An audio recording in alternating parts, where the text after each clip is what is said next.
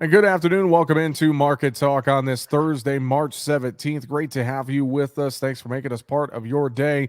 I'm your host, Jesse Allen. Find us online, markettalkag.com, our home on the web, markettalkag.com. All the latest news of agriculture. You can find all of our streaming sources there, much more. It's all markettalkag.com. Well, after being down yesterday, we come roaring back today in most of these grain markets with double digit strength throughout corn, beans, and wheat. Plenty to talk about. Let's do just that with Bryan Doherty, our good friend from Total Farm Marketing, joins us today. Bryan, good afternoon to you, sir. And as I was mentioning there in the open, down yesterday, and then we recovered today, and it just continues this volatile trend in these markets, doesn't it? It sure does, and it's a sign of the times. When you look at, Jesse, just kind of the macro things that have sort of occurred over the last couple of years, and some would argue they've been kind of developing 3 and 4 years out with low prices. Again, cure low prices, you build a demand base, but really, you go back to 19, smaller than could have been crop in the US. 20 was okay, but still tailed off in August with dry weather. 21, pretty good crop, 177 bushels an acre. Uh, there's some buts. The buts are challenges with South America's crop for the second year in a row with corn in Argentina and southern Brazil because of dry weather. Now the focus will be on second crop safrinha corn production. But of course, the front and center, the elephant in the room is obviously Ukraine. And as analytics continue to push toward trying to figure this out, we saw the International Grain Council cut exports today. The USDA had made comment they'll make adjustments in April. Um, Ukraine is just a very important part of the world. We think there's probably 6 million metric tons of corn that doesn't get shipped out. Put that in perspective, it's 240 million bushels, about 20% of our projected carryout at this point. So just big stuff. And weather, dry weather, wheat, dry weather Europe, a lot of volatility. Very, very true. On the Russia Ukraine situation, it's something that I feel like maybe the markets have become accustomed to hearing all the back and forth headlines and peace talks one day and then no peace talks the next day and things of that nature. But it still feels like it's going to be a big part of this trade moving forward until there is some major development. And it just feels to me that we watch this situation and it almost just feels like the markets, the computers are just going to trade the ebbs and flows of this until something happens. I think you're right on that. We've got some nice chart formations, pennant formations, things like that, that actually portend higher if you just look at the chart formations. Hmm. So, is the fundamental story strong enough to support corn prices moving higher, soybean prices moving higher? Right now, you can certainly argue that it could be. When I say could be, it takes one more shoe to drop. That is, something to develop, likely weather-wise, to really, extend the rally fast and hard. Until then, the market will focus on things like export sales. Another great week in corn, 80 million bushels old and new crops. So you're really seeing the end user kind of step up and fill the void that was left with Argentina and Brazil's first crop, and just the perceptive nature of looking at 645 December corn and 754 May corn. So if you're an importing country, how long do you wait to buy the new crop? Or do you take the risk that weather's good and crop is big and second crop's big and maybe you can buy it 50 cents a dollar lower? I don't know if I'm an end user, I'm kind of wanting the bird in hand thing. We've got this whole fertilizer debacle, if or at least uncertainty. We don't know Hmm. for sure if it's a debacle. We don't know what acres are going to be. So I think this heightened uncertainty keeps the export market active, and there's just all this continuous talk here lately that as you really push, like I said, the analytics to the Ukraine, it could be 4 or 6 months even on a ceasefire before they kind of get back to business as usual, moving things through the countryside. And that's just pure speculation on a lot of our parts, but we're trying to Hmm. give some scenarios that seem to make sense. Right now, you got a country that's been emptying itself. The young men are at war. Farmers, we heard stories, something like some of these large farms, they might have 100 employees and there's 20 left or 10 left. They're all off to fight. Um, they're giving up their field. They're putting their combines in front of roads. Hmm. Things that just a lot of stories you hear. Well, I know you mentioned the export sales there and the export picture. I know we saw some corn sales to unknown today. I've heard some rumors out there of some more business. And, we look at corn, it's getting to be closer to that window where we expect to see or hope to see corn exports start to ramp up from the US, Brian. Um, and they are. And as spring unfolds, think about it from a buyer's perspective. It's high price. So do I want to chase this if it looks like US planting gets off to a good start? Probably not. Historically, that's meant the market kind of tips over. If you're a calendar buyer, you're looking at it going, I don't really want to buy this in March. Typically, markets are a little lower in April and May, reflecting planting progress, and you get some uncertainty out. That's all changed this year. So I think the heightened adversity elsewhere around the world and tightening supplies. We talk about China. You talked about unknown destination, but there's a lot of talk. China needs to buy corn. I don't know for this for fact, but if I am reading this properly, they have not sold. They, as in the Chinese government, has not sold corn out of their reserves. You got record high internal prices. So the question is, why not? Are they holding back for food security, or is it just not there?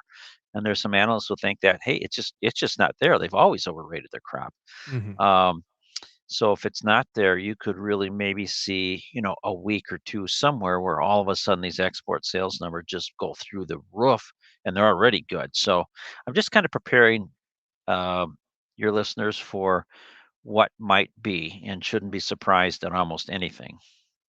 Another thing I think we need to think about as well, you alluded to this, the weather. And, we're starting to see a few planters roll in southern areas of the country. And we're starting to, kind of get into that mode here. We're going to be really ramping up, hopefully, presumably, in the next couple of weeks across the country.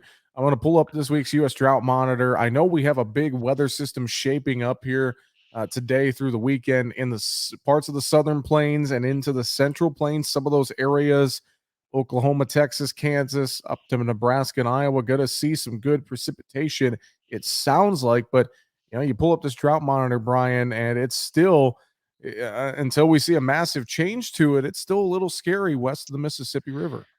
Right. It mirrors very similar to 2012, our last big drought year. Same type of pattern, same kind of areas that have been dry.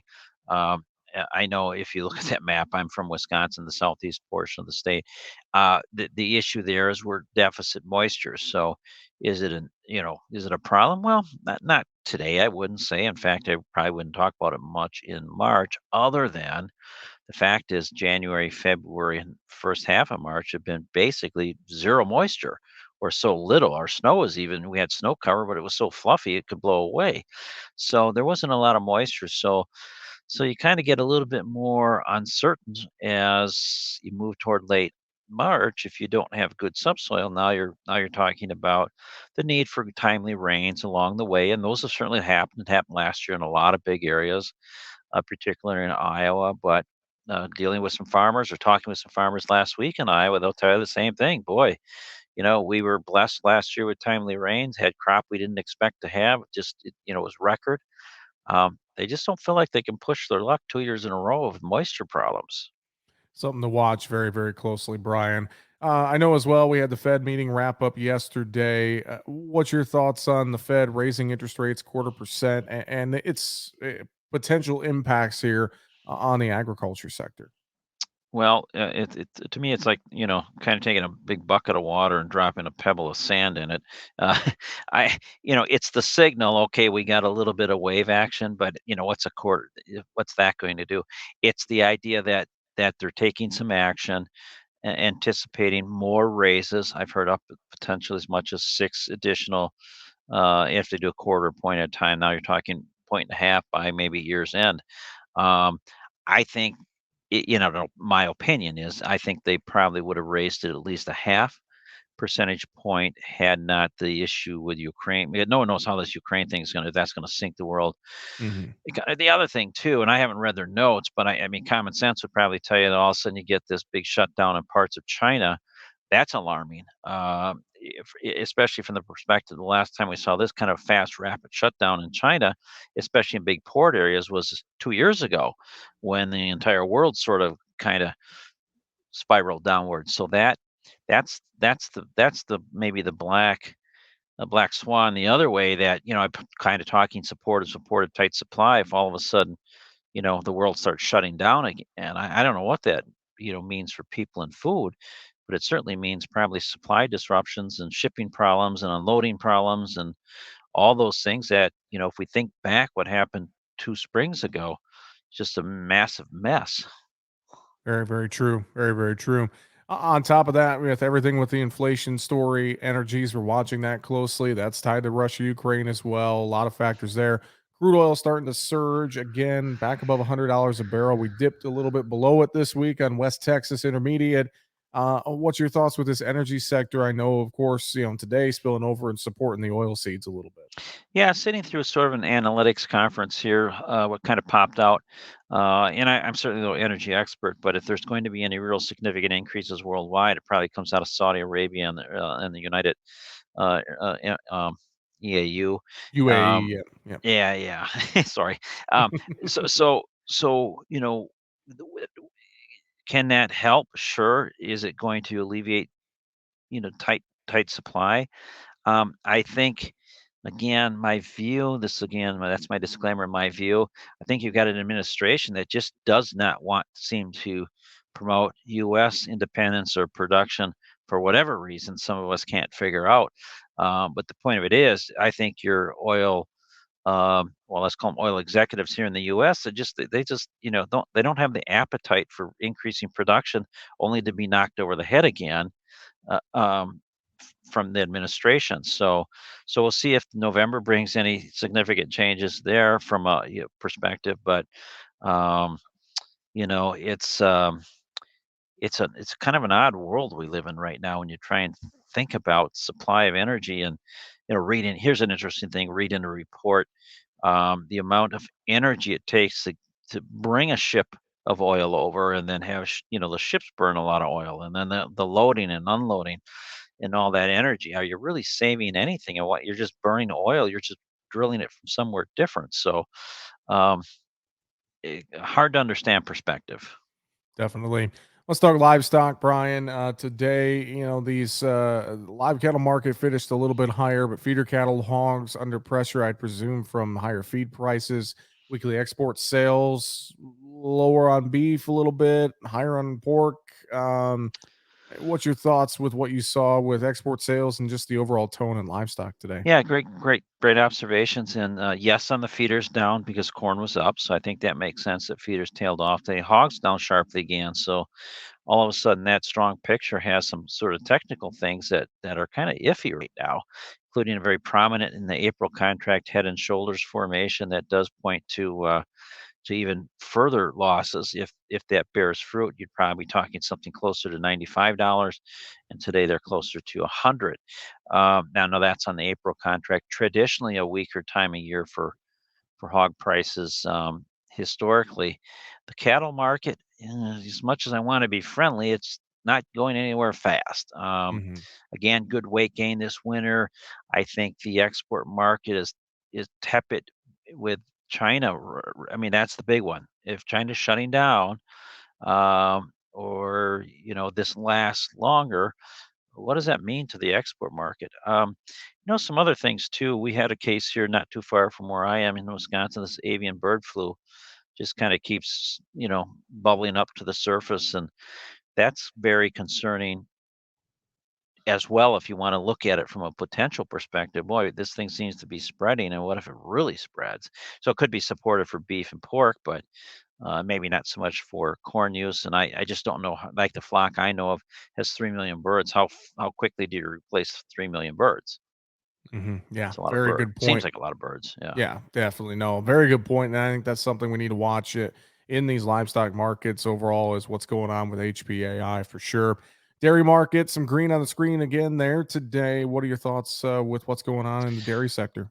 Yeah, it's the export market. It's the world wanting dairy supplies, dairy products, whether it be powdered milk or butter or these products that the U.S. has had. And the interesting thing in the dairy, why it's probably pretty well supported right now at these higher prices. One, feed costs. Two, labor issues, getting enough labor to help dairies actually think about expansion.